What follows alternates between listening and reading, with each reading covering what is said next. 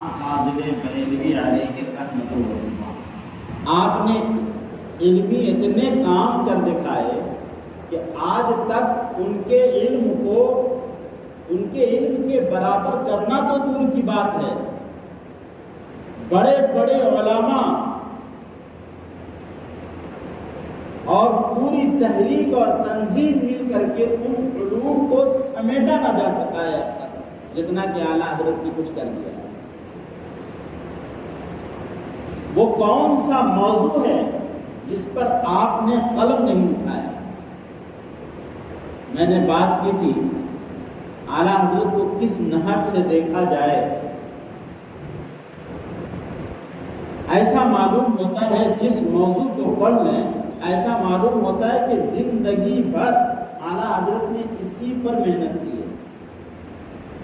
علم تفسیر میں دیکھا جائے تو ایسا محسوس ہوتا ہے کہ علم تفسیر ہی ان کا موضوع ہے، علم حدیث میں دیکھا جائے تو ایسا لگتا ہے علم حدیث ہی میں انہوں نے زندگی گوایا ہے، علم فلکیات پر قلم اٹھاتے ہیں تو ایسا معلوم ہوتا ہے علم فلکیات سے اس سے بڑا ماہر کوئی ہے ہی نہیں، علم ارضیات پر اگر قلم اٹھاتے ہیں تو یہی محسوس ہوتا ہے۔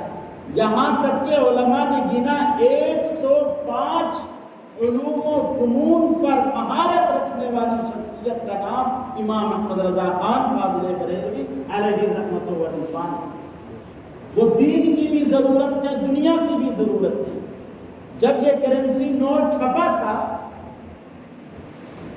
تو دنیا کے تمام مفتیان کرام نے اس کرنسی نوٹ یعنی یہ کاغذ کے نوٹ سے بیع و شرع کو حرام قرار دے دیا تھا۔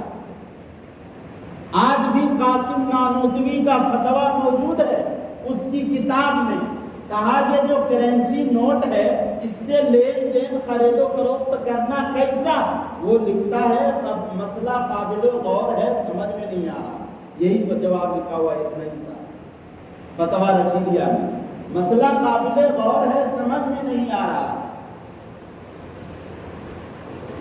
حرم مکہ کے چاروں مذہب کے ائمہ بیٹھے ہوئے ہیں سر جوڑ کر کہ دنیا بھر سے یہ استفتاء آ رہے ہیں، جواب دیا جائے تو کیا دیا جائے۔ اعلیٰ حضرت امام احمد رضا خان فاضل بریلوی علیہ رحمۃ اللہ عمرہ کے لیے تشریف لے جاتے ہیں، حرم شریف کے امام سے ملاقات ہوتی ہے، چاروں مذاہب کے امام لائبریری میں بیٹھے ہوئے ہیں سر جوڑ کر، کہا یہ استفتاء آیا ہوا اس کا کیا جواب دیا جائے۔ اعلیٰ حضرت قلم اٹھاتے ہیں، پوری ایک کتاب وہیں بیٹھ کر لکھتے ہیں، الطفل الفقیہ الفاضل۔ اس کتاب میں آپ نے دلائل و براہین کے ساتھ کرنسی نوٹ کے جواز پر آپ نے دلیل دیا اور پوری کتاب لکھی۔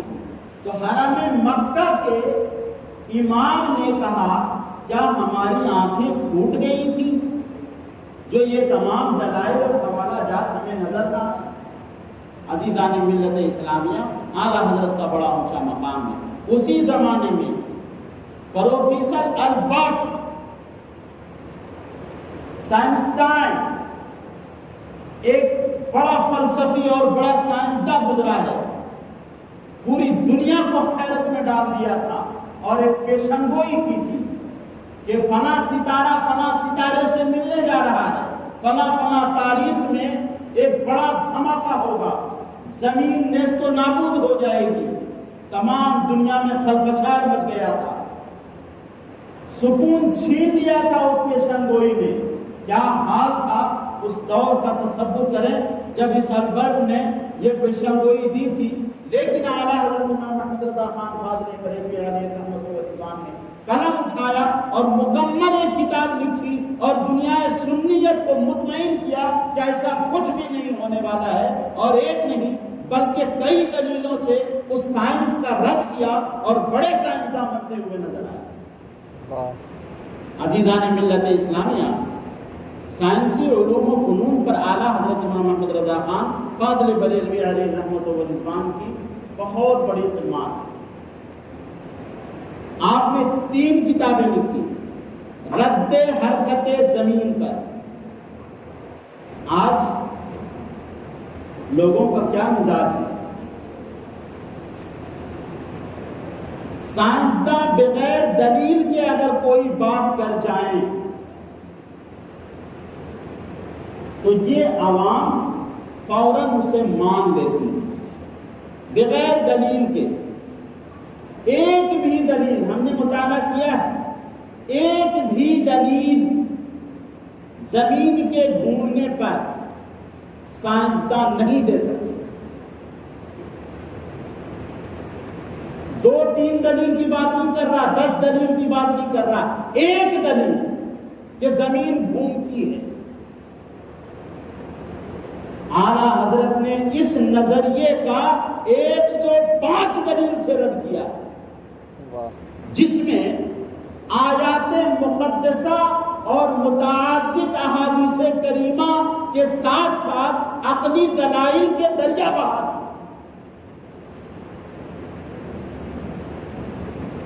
اب دیکھیں آیات قرآن پاک میں زمین ساکن ہونے کے تعلق سے اتنی آیتیں ہیں کہ یہ وقت بہت تنگ پڑ جائے گا، اور احادیث اتنی ہیں کہ وقت ناکافی ہے، وقت کی قلت دامنگیر ہے. اللہ تبارک و تعالیٰ نے ایک جگہ بڑی تیزی کے ساتھ میں عرض کرتا چلا جاؤں، ان اللہ یمسک السماوات والارض، اللہ تعالیٰ زمین اور آسمان کو روکے ہوئے ان تزولا، کہ وہ زوال پذیر نہ ہو. حضرت عبداللہ ابن مسعود رضی اللہ تعالی عنہ نے اس ان تزولا زوال کی تفسیر جو آپ نے کی ہے، اس سے زمین کا اپنے محور میں گھومنا بھی اس سے رد ہوتا ہے، اور آگے چل کر چلنا بھی اس سے رد ہوتا ہے. سائنسی نظریہ 2 ہے. ایک سائنسی نظریہ تو یہ ہے کہ زمین اپنی جگہ پر گھومتی ہے، اور ایک سائنسی نظریہ تو یہ ہے کہ زمین اپنی جگہ پر نہیں گھومتی بلکہ بڑھتی رہتی ہے، آگے کی طرف بڑھتی ہے، پھر 1 سال میں پیچھے کی طرف آتی ہے. یہ بھی نظریہ ہے. ان تزولا کی تفسیر میں حضرت عبداللہ ابن مسعود صحابی رسول رضی اللہ تعالی عنہ نے جو فرمایا وہ زوال دونوں، چاہے اپنے محور پر گھومے چکی کے پاٹ کی طرح، یا آگے بڑھ بڑھ کر گھومے. اچھا، اس آیت میں اللہ تبارک و تعالی نے اپنی قدرت کا کمال ظاہر کیا ہے کہ اللہ تھامے ہوئے ہے، اللہ روکے ہوئے ہے، اس کو زمین اور آسمان. اچھا ایک بات بتائیں، کسی چلتی چیز کا رکنا یا کیا کمال ہے؟ کسی چلتی چیز کا نہ گرنا یہ کمال ہے؟ ہم آئے دن دیکھتے ہیں پرندے اڑ رہے ہیں نہیں گرتے، جہاز اڑ رہی ہے نہیں گرتے. 2 انچ کے چکے پر سائیکل ایسے کھڑی کر دی جائے تو سائیکل گر جاتی، لیکن سائیکل چلتی رہے تو نہیں گرتی. تو چلتی رہے اور نہ گرے تو یہ کمال نہیں، بلکہ کھڑی رہے اور اسے روک لیا جائے تو یہ کمال. آپ نے موت کا کنواں نہیں دیکھا؟ موت کے کنویں میں موٹر سائیکل اور کار چلتی ہے، اور بالکل اس طرح چلتی ہے، نہیں گرتی. تو چلتی ہوئی چیز نہیں گرتی. بعض چائے دکانوں میں آپ نے دیکھا ہوگا، چائے گلاس میں لے کر کے یوں اچھالتے ہیں اور اس طریقے سے پکڑاتے ہیں. اس کو آئیڈیا ہے، وہ گلاس کو اتنی تیزی کے ساتھ گھماتے ہیں کہ اس کو گرنے کا موقع ہی نہیں دیتے. ہاں، اسی گلاس کو یوں اگر پلٹ دیا جائے اور گلاس کو تیزی کے ساتھ نہ گھما جائے تو چائے گر جائے گی. تو پتہ چلا چلتی ہوئی چیز کا رک جانا، نہ گرنا یہ کمال نہیں ہے. اللہ تبارک و تعالی نے اسی کمال کا کہ زمین آسمان چل نہیں رہے، بلکہ یہ اپنی جگہ ساکن ہیں، رکے ہوئے ہیں، اور اللہ نے اسے تھام رکھا ہے، یہ گرتے نہیں، ان تزولا، اسے زوال نہیں ہے، یہ کمال ہے۔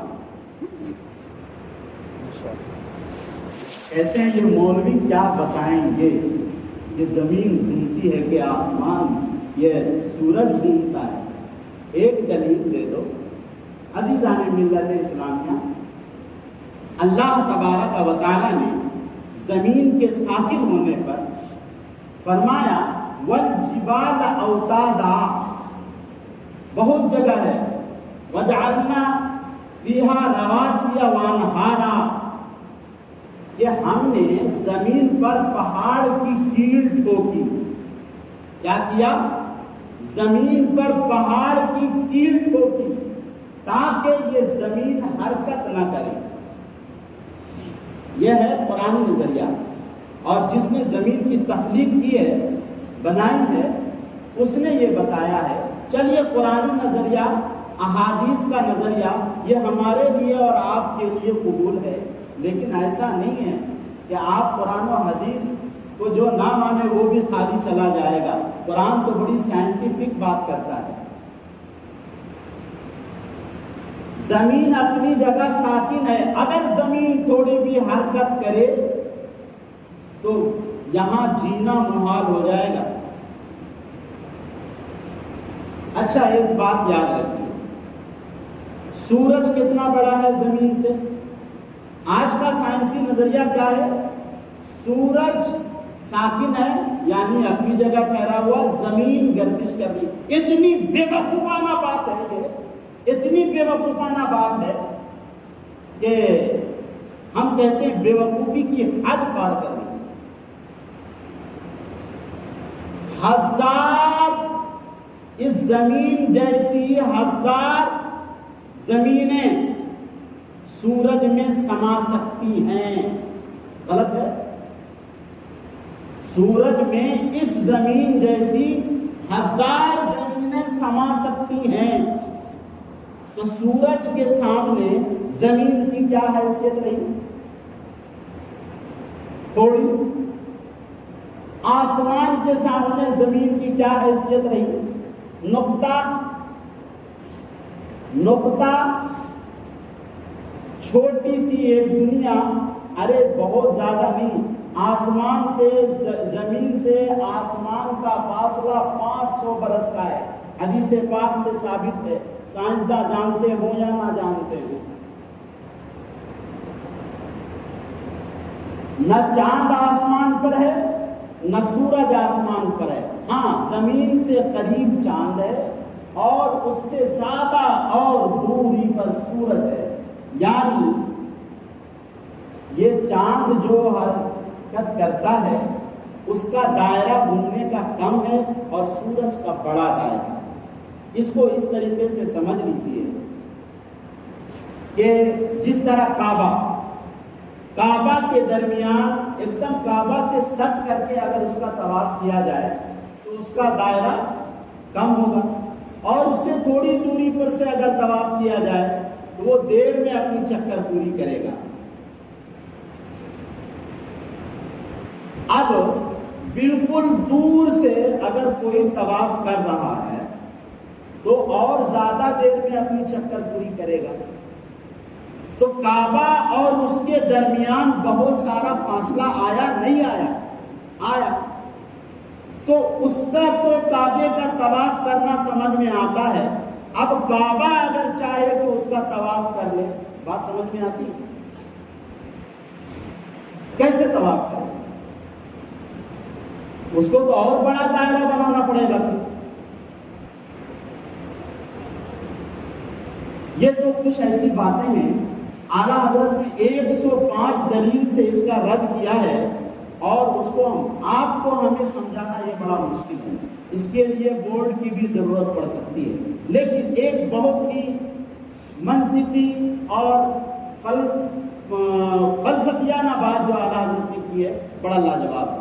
آپ نے فرمایا کہ تحریک، کسی چیز کی حرکت، کسی چیز کی بھی حرکت حرارت پیدا کرتی ہے. کیا؟ کسی چیز کو بھی آپ حرکت دیں، اسے ہلائیں تو اس سے گرمی پیدا ہوتی ہے. یہ اصول ہے، مسلمہ اصول ہے. دیکھیے، جب ٹھنڈی لگتی ہے تو آدمی کانپتا ہے، یہ قدرتی طور پہ ہوتا ہے. جب سردی لگتی ہے تو انسان کانپنے لگتا ہے. اس کانپنے کا نتیجہ کیا ہوتا ہے؟ خون گرم ہوتا ہے. کانپنے سے خون گرم ہوتا ہے، جس کی بنیاد پر اس ٹھنڈی کی تھوڑی کاٹ ہوتی ہے کانپنے سے. کپڑا کو اگر سکھانا ہو تو کپڑے کو حرکت دیتے ہیں، تو حرکت سے جو ہے حرارت پیدا ہوتی ہے، اور زیادہ اگر حرکت ہو تو پھر شعلہ اٹھتا ہے، پھر شعلہ پھوٹتا ہے. زمین کا اگر حرکت کرنا صحیح ہوتا تو معلوم ہے سال بھر میں کئی ہزار میل اسے طے کرنا ہوتا ہے. 68 لاکھ میل فی گھنٹہ 2000 میل زمین چلتی ہے. اس کا مطلب ہمیں احساس نہیں تھا. فی گھنٹہ 2000 میل. اگر اتنی تیزی سے زمین گھومے تو یہ زمین آتش فشاں ہو جائے. کپڑے پر بھی اگر بہت تیزی کے ساتھ کسی چیز کو رگڑا جائے تو آگ نکل آئے. تو چاہیے یہ تھا کہ زمین اگر گھوم رہی ہے تو پانی خشک ہو جانا چاہیے. ستارہ ٹوٹتا ہے، بجلی گرتی ہے، لاکھوں میل کا فاصلہ طے کر کے آتی ہے، وہ شعلہ نیچے گرتا ہے، لاکھوں میل میں وہ شعلہ بجھتا نہیں ہے. آپ نے دیکھا ہوگا کبھی ستارہ ٹوٹتا ہوا اور کبھی بجلی گرتی ہوئی لاکھوں میل کا سفر طے کر کے آتی ہے، لیکن راستے میں لاکھوں میل میں بجھتی نہیں. زمین میں جیسے ٹچ ہوتا ہے ٹھنڈا پڑ جاتا ہے. اس کا مطلب یہ ہے کہ زمین ٹھنڈی ہے. زمین ٹھنڈی ہے. اگر یہ گھومتی ہوتی تو زمین کبھی بھی ٹھنڈی نہ ہوتی. الغرض 105 دلیلوں سے اس کا رد ہوتا ہے کہ زمین اپنی جگہ ساکن ہے، زمین گھومتی نہیں ہے. اور قرآن پاک میں احادیث طیبہ میں متعدد جگہوں پر اس چیز کا بیان ہے کہ چاند سورج اپنے اپنے دائرے میں تیر رہے ہیں. یہ تو قرآن و حدیث کی بھی بات ہو گئی اور کچھ عقلی دلیل بھی ہو گئی. لیکن کسی صوفی بزرگ سے پوچھا تھا کسی نے کہ اچھا یہ سورج گھومتا ہے یا زمین گھومتی ہے؟ تو آپ نے بڑی تصوفانہ بہت ہی عمدہ جواب دیا تھا. تو کہا اچھا یہ بتاؤ کہ آقا صلی اللہ علیہ وسلم سب کے آقا ہیں یا نہیں؟ انہوں نے کہا بالکل سب کے آقا ہیں. تو آقا صلی اللہ علیہ وسلم کی تمام چیز خادم ہے یا نہیں؟ کہا ہاں. آقا صلی اللہ علیہ وسلم ہیں کہاں؟ کہاں؟ زمین میں. اب زمین اگر چکر کاٹے سورج کا تو پتہ چلا آقا خادم کا چکر لگا رہا ہے، طواف کر رہا ہے. لہذا یہ درست ہے کہ چاند و سورج زمین کا چکر لگاتے ہیں کیونکہ وہ غلام ہیں اور محمد رسول اللہ صلی اللہ علیہ وسلم آقا ہیں. الغرض کہنے کا مقصد یہ ہے کہ سائنسی نظریہ کچھ ایسے ہیں جن کو ہم اور آپ بلا دلیل بغیر چون و چرا کے ہم مان لیتے ہیں، جبکہ قرآن پاک کے نظریے کے بالکل وہ خلاف ہے. یہ بھی عقیدے کی اصلاح ہے، اس کی اصلاح کرنی چاہیے۔ 1665 عیسوی میں نیوٹن نے ایک نظریہ دیا تھا۔ کیا نظریہ دیا تھا؟ وہی جو ہم نے کہا تھا پچھلے جمعہ، کشش کا، کہ زمین کے اندر کشش ہے، یعنی آکرشن شکتی ہے، یہ اپنی طرف ہر چیز کو کھینچتی ہے، یعنی جو مقناطیسی طاقت ہے، میگنیٹ میں جو طاقت ہوتی ہے کھینچنے کی، وہی طاقت ہے زمین کے اندر۔ وہ یہ نظریہ کہاں سے لایا؟ سیب کے درخت کے نیچے بیٹھا ہے، سیب نیچے گرا، غور کرنے لگا یہ سیب اگر ٹوٹا ہے درخت سے تو دائیں کیوں نہیں گیا، بائیں کیوں نہیں گیا، آگے کیوں نہیں گیا، پیچھے کیوں نہیں گیا، نیچے ہی کیوں آیا؟ تو نیوٹن نے یہ اصول مقرر کر لیا کہ زمین کے اندر کشش ہے، جبکہ یہ کشش، زمین کے اندر کشش ہے، یہ نظریہ بھی غلط ہے، لیکن آپ لوگوں نے مان لیا، سب نے مان لیا، بلا چونو چرا مان لیا، کوئی دلیل نہیں ہے۔ اچھا یہ بتائیے، اگر کشش ہے، کسی کھائی میں اگر کوئی آدمی گرے یا کوئی سامان پھینکا جائے تو جو کھائی کی دیوار ہے وہ تو اس کے نزدیک ہے، زمین تو دور ہے، اگر کشش ہے، آکرشن شکتی ہے تو اسے چاہیے کہ اس دیوار میں چپک جائے، لیکن چپکتا نہیں۔ پھر آپ نے کیسے مان لیا کہ یہ زمین میں کشش ہے، آکرشن شکتی ہے؟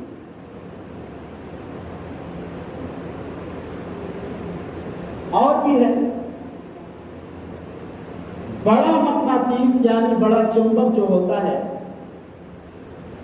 میگنیٹ جو ہوتا ہے، اور چھوٹا چمبک اوپر رکھیں میگنیٹ کو، اس میں کچھ لوہے کے چھوٹے چھوٹے ذرات ہوں، اور بڑے چمبک کو نیچے رکھا جائے اور چھوٹے چمبک کو اوپر رکھا جائے، مقناطیس کو، میگنیٹ کو، تو وہ ذرات جو ہے بڑے چمبک پہ چپک جائیں گے، کیونکہ اس کے اندر مقناطیس زیادہ ہے تو وہ کھینچ لے گا۔ آپ زمین پر ہاتھ رکھیے، ذرات جو چپکتے ہیں وہ ہاتھ میں چپکے رہ جاتے ہیں، وہ کیوں نہیں کھینچ لیتے؟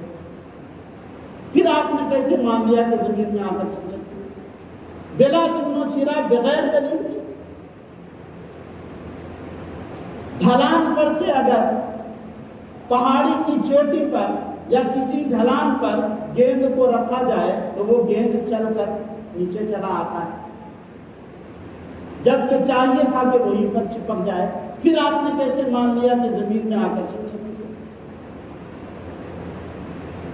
تو سائنسی نظریہ یہ ایسا نظریہ بن گیا ہے کہ ہم بلا چونو چرا آنکھیں بند کر کے مان لیتے ہیں،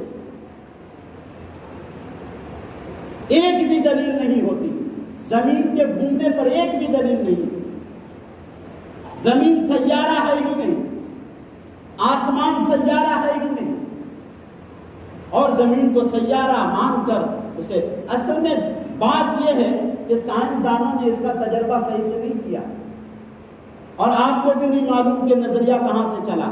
حضرت عیسیٰ علیہ السلام کے پیدائش سے 350 سال پہلے ارسطو نے یہ نظریہ دیا تھا کہ زمین ساکن ہے، سورج گھومتا ہے۔ پھر حضرت عیسیٰ علیہ السلام کی پیدائش سے 250 سال پہلے بطلیموس نے یہ نظریہ دیا تھا کہ زمین گھومتی ہے، سورج ساکن ہے۔ پھر 14 عیسوی میں، 140 عیسوی میں، یعنی حضرت عیسیٰ علیہ السلام کے 140 سال کے بعد دوسرا فلسفی پیدا ہوا، اس نے یہ نظریہ پھر وہی ارسطو والا دیا کہ زمین ساکن ہے، سورج گھومتا ہے۔ پھر 16ویں صدی میں فیثاغورس پیدا ہوا، اس نے پھر وہی والا دوہرا دیا۔ پھر اس کے بعد پھر ایک سائنسداں پیدا ہوا، پھر اس کا رد کیا، پھر کہا زمین ساکن۔ پھر اس کے بعد 16ویں صدی سے پھر یہ نظریہ چلا آ رہا ہے کہ زمین گھومتی ہے۔ تو آپ کے نظریے میں، یعنی سائنسدانوں کے نظریے میں خود قرار نہیں ہے، اور یہ قرآن پاک کے روح سے یہ عقیدہ، یہ نظریہ بالکل غلط ہے، نص قطعی سے ثابت ہے۔ اس سے ایمان سے ہاتھ دھو بیٹھنے کا بھی خطرہ ہے۔ سائنسدان نے زمین پر کھڑے ہو کر دوربین سے سورج کو دیکھا، بڑی تیزی سے سورج اپنا سفر کرتا ہوا نظر آیا، اسے لگا کہ زمین گھوم رہی ہے۔ یہ تو بچے والی بات ہو گئی، ہم اور آپ کو برابر ہوتا ہے، ٹرین میں بیٹھے رہتے ہیں، ٹرین رکی ہوئی ہے، سامنے والی بغل والی ٹرین چلی، اگر برابر اسی ٹرین کو دیکھا جائے تو ایسا محسوس ہوتا ہے کہ یہ ٹرین کھلی ہے۔ سائنسدانوں سے یہی دھوکا ہوا ہے کہ زمین پر کھڑے ہو کر اس نے دوربین سے سورج کو دیکھا، سورج گھومتا ہوا نظر آیا تو اسے ایسا محسوس ہوا کہ زمین گھوم رہی ہے، اور یہ نظریہ دنیا کو پیش کر دیا کہ زمین گھوم رہی ہے۔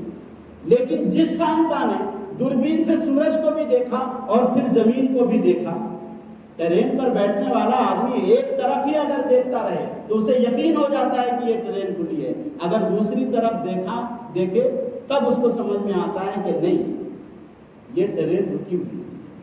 تو جب تک دوربین سے آپ صرف سورج پر نظر دوڑائیں گے تو آپ کو محسوس ہوگا کہ زمین گھوم رہی ہے، لیکن اگر زمین کو پھر دیکھیں گے تب آپ کو پتا چلے گا کہ نہیں، زمین ساکن ہے، سورج گھوم رہا ہے۔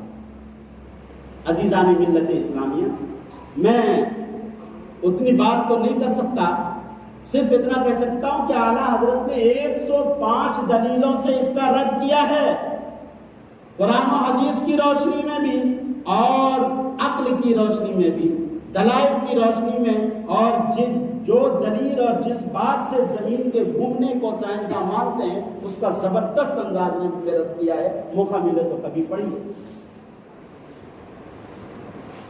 میں نے اس مناسبت سے حضور اعلیٰ حضرت امام محمد رضا خان فاضل بریلوی علیہ رحمۃ والرضوان کی بارگاہ میں عقیدت اور خراج عقیدت بھی پیش کرتا ہوں، اور وعدے کے مطابق ہم نے اپنا موضوع بھی نبھایا ہے۔ اللہ تبارک و تعالی ہمیں قرآن پاک کے عقیدے اور قرآنی نظریے پر قائم رہنے کی توفیق مرحمت فرمائیں۔ وما علینا الا البلاغ۔ السلام علیکم ورحمۃ اللہ وبرکاتہ۔ جو حضرات سنت نہیں پڑھے ہیں وہ سنت ادا کر لیں، کھڑے ہو کر صفوں کو درست کر لیں۔